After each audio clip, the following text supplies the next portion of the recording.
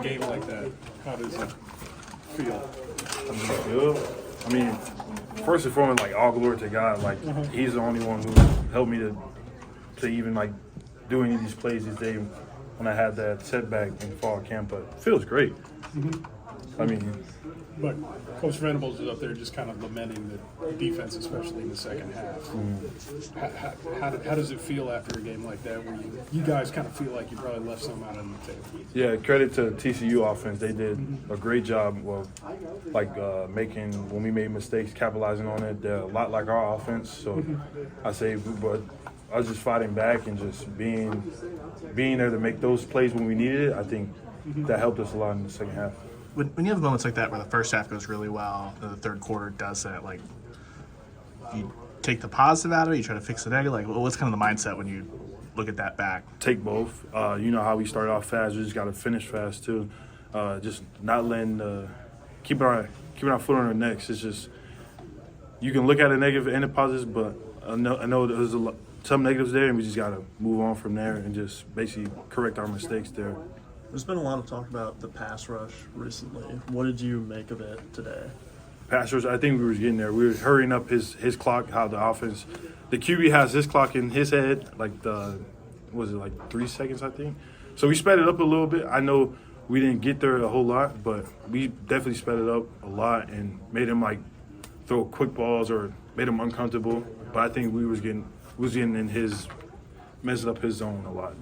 Have you sensed improvement over the course of the year in that department? I mean, you guys had such a good game against Texas pass rush-wise. Since then, the numbers have been down. What have you kind of made of it? Do you feel like the production is decreasing there? Or? No, I don't think so. I think it's really officers adjusting to us, and because we know we can get there. They seen us do it from the first half of the season. So them adjusting and them doing like how they do sprint out boots or anything like that, how they step up in the pocket or they speed up their process, their routes are shorter.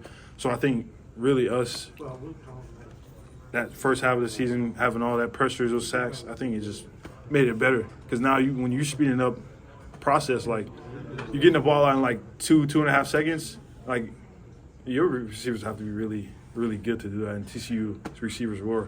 So I think that really complements the pass rush.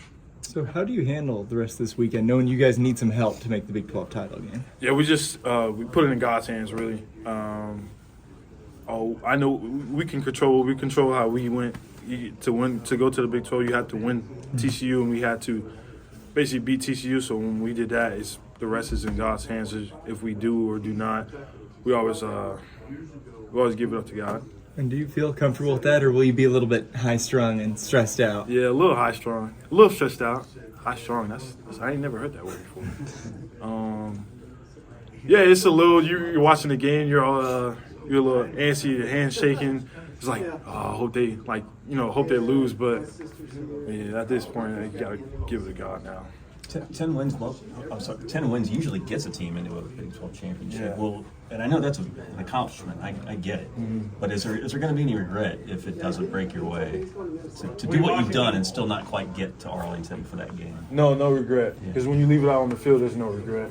So I know a 10-win team does usually go to the Big 12, but we did what we had to do, and I know some things we probably didn't want those losses, but for right now, we're sitting in a good spot. And then I heard like the Big 12 doesn't usually like get where it's like three-way ties a lot of times, or like a system like this, right? Yeah. Or it doesn't usually go like that. This is new to try to figure out all this stuff. Yeah, so just now it's just doing control we control. If it doesn't break this way, how do you kind of look back on this regular season? Like, what's big takeaways? Big takeaways of the season, just what we did good, and then anything negative, how we can move past that, correct it, and then basically move on from there.